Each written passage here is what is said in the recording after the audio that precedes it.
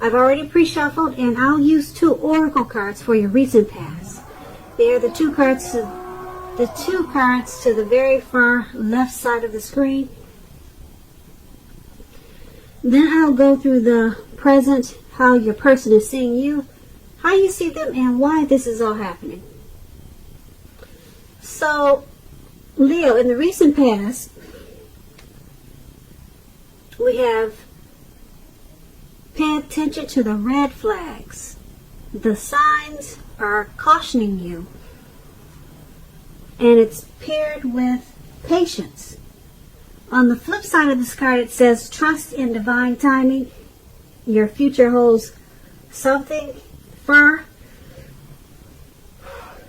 Your future holds something far greater than your past. So, in the recent past, you might have been holding on to a long lost love or a relationship that was about to end, or it needed to end. Something about your past you were probably clinging to. And with this patience card, it's just letting you know, like it said, your future holds something far greater than your past. Trust in divine timing. So you're holding on to something or someone, okay, and you probably didn't want to let it go, but it looks like you should have, because there might have been some red flags, and the signs, they were cautioning you. So you just needed to know that maybe it's time to let go, because there's something better out there. That patience card is a really pretty picture. I hope you can see it. This lady's walking, it looks like an ocean. She's walking towards the ocean. It's beautiful. But anyway, there was something bigger and better for you. So there were probably signs. Maybe you ignored them. Maybe you didn't. But there was something much, much profound. Because look how big and beautiful that ocean or that lake is. That's what was waiting for you. You just needed to probably just let go. So Leo, that's the recent past. Let's head on over to the present time. We have 7 of Cups, and then we have the Ace of Swords. Now the 7 of Cups is about choices. It could indicate confusion, and it could also point to disorganization. Got too much going on. It's a need to narrow your focus. You're probably trying to do too much and doing most of it not really well. So try to choose just a few things that are on your plate and work through them one by one. You may be feeling overwhelmed at this time. Just remember, you can definitely control at least some areas. How much you're trying to take on, you can control that. When you're asking about love and relationships and you get the 7 of Cups, you could possibly have several romantic choices at this time. So be clear and specific about what you want in a relationship. Evaluate your choices thoughtfully. Be honest and as clear as you can with all the people involved, including yourself, then move ahead. Just remember, with the 7 of Cups, you have to beware of falling in love in a rush, because that rush happens only at the beginning of a relationship. In no relationship does that rush ever last. Good relationships, even soulmate relationships, they'll settle into a less rush-based comfort zone at some point. That does not mean that you have to stay in a rut. So just remember that. So this 7 of Cups, it's paired with the Ace of Swords.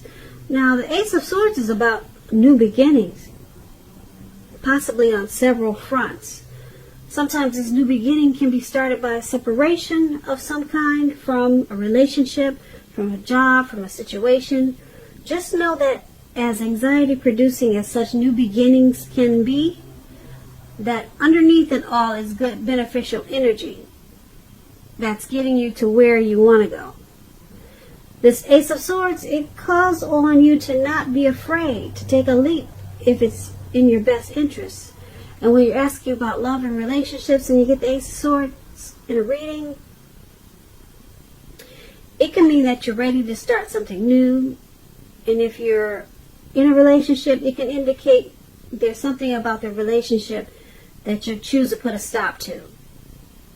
So don't hesitate to speak your mind at this time. If something in the relationship is hurtful or bad for you, and you lose your partner because you say so, just know you haven't lost. You're being guided towards a relationship that's better for you.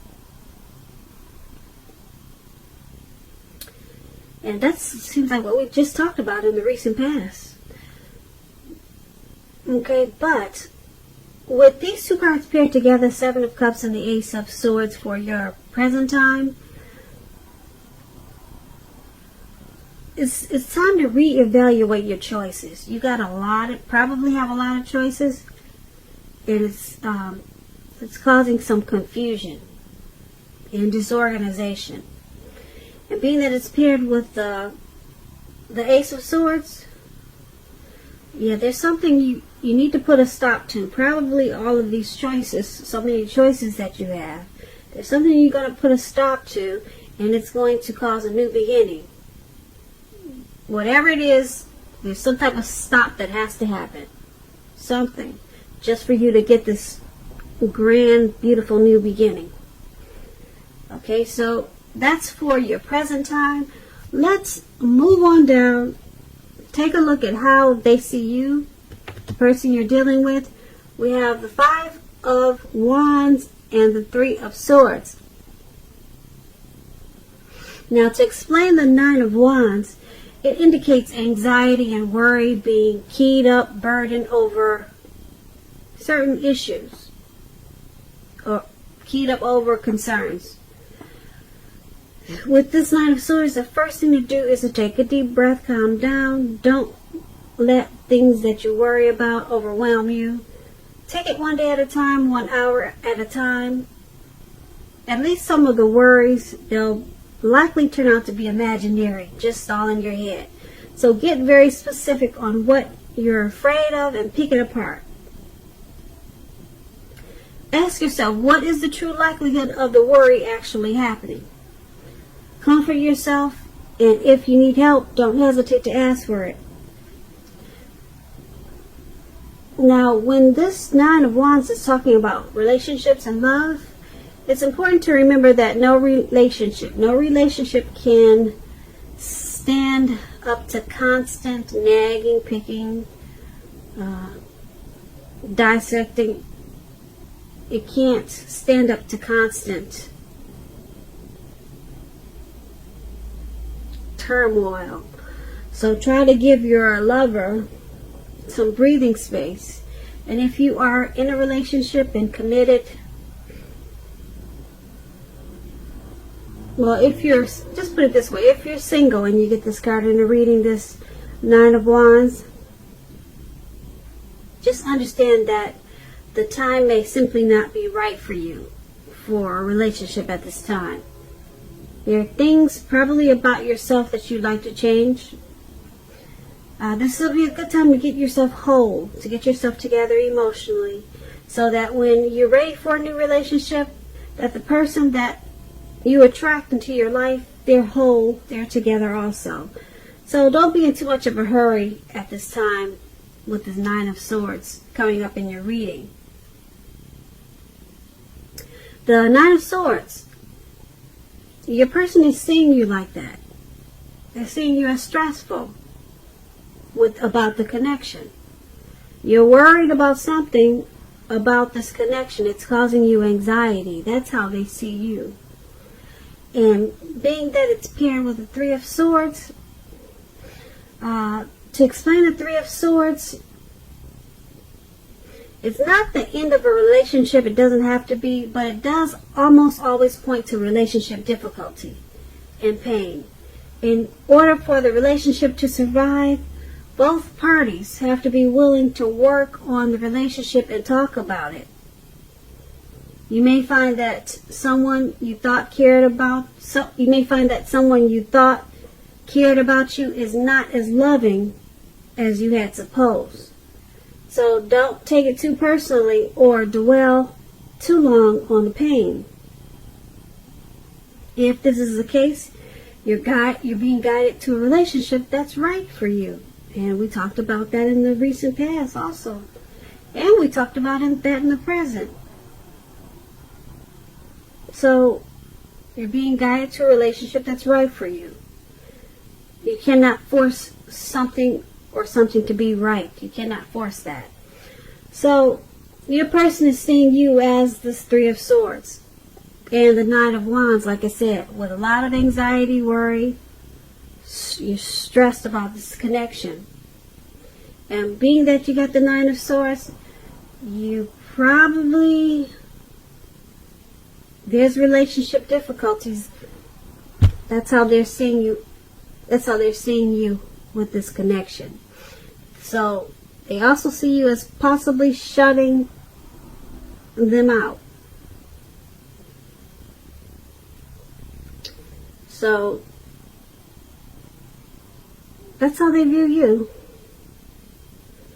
Like I said, doesn't mean it's the end of the relationship, but you have to communicate just to make sure that the relationship survives. Talk a lot about the relationship. Let's move on down and take a look at how you see them.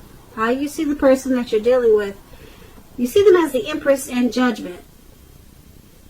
Now, the Empress is the type that does not play by the rules. She has her own way of doing things, her own ideal of what is right and what is wrong in any and all endeavors.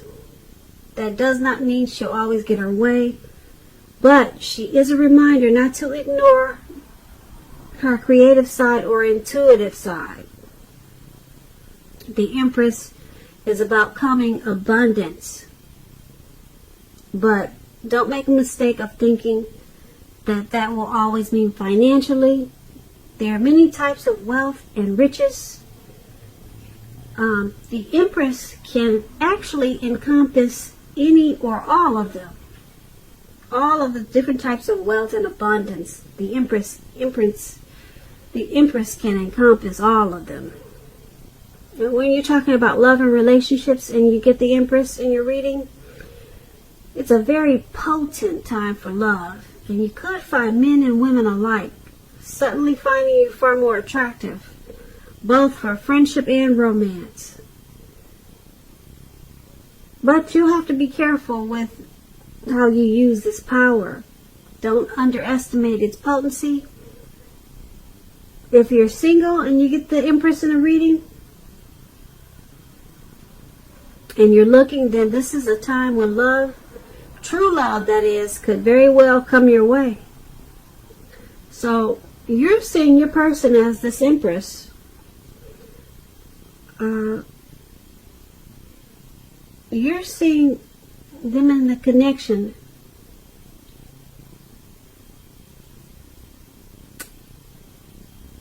as becoming sweeter.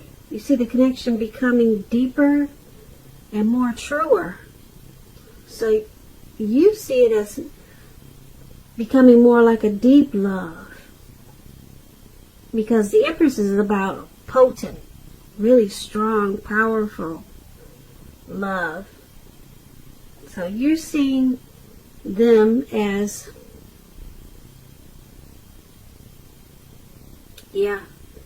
as this connection becoming better, sweeter, deeper, and more truer. Okay, and it's paired with the Judgment card.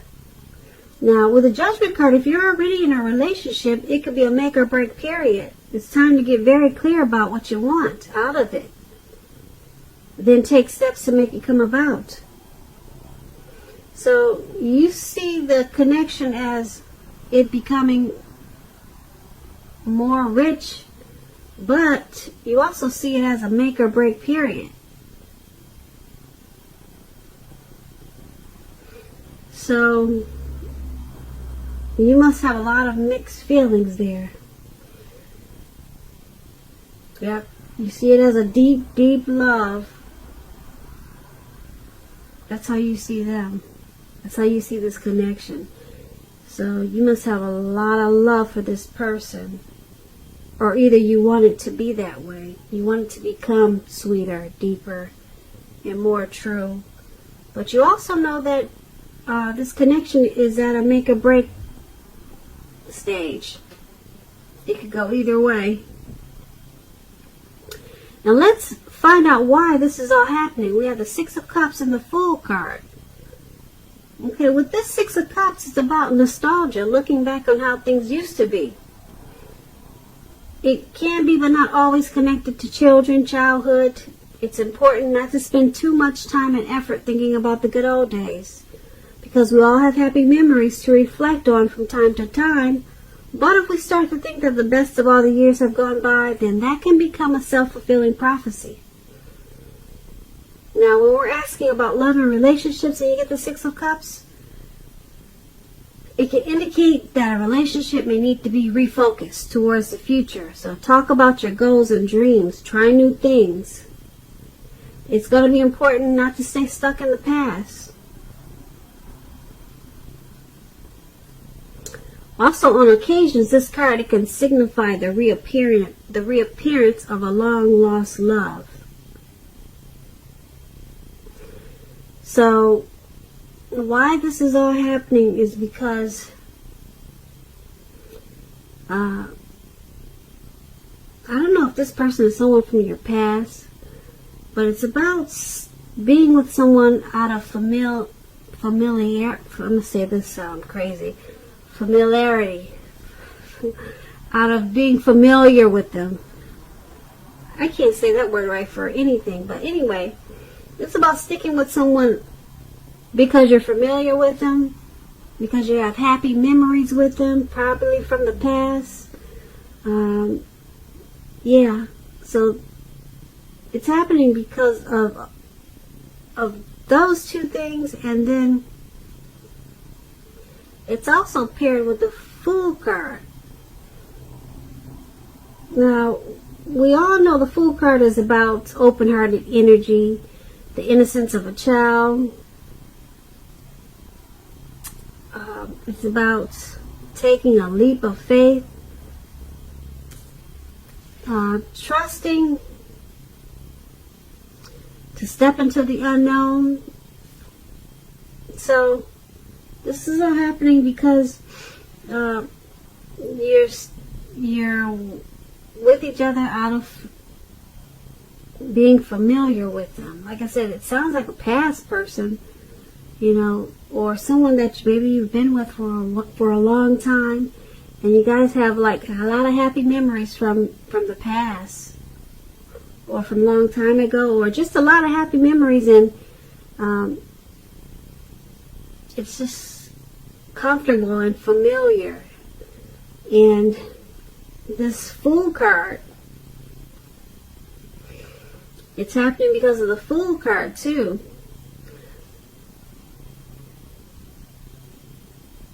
It's about a leap, just taking a leap. Maybe you two have just jumped into the relationship without putting a lot of work into it. So everything is happening because of those things. There was a leap of faith taken towards this relationship. Maybe in the beginning, maybe it's happening now. There's some type of leap. Someone just jumped right on in. Okay, and now you two are together because it feels familiar and you guys have happy memories. So Leo, that's what I have for you today. I hope you enjoyed this reading. There'll be a link below of the extended version of this reading. I'll go over much more. I just want to say I thank you so very much for watching. Please comment, subscribe, hit the notification bell so that you'll be notified when I post my next reading. I hope that you're having a wonderful 2020, and also I hope that you have a beautiful February.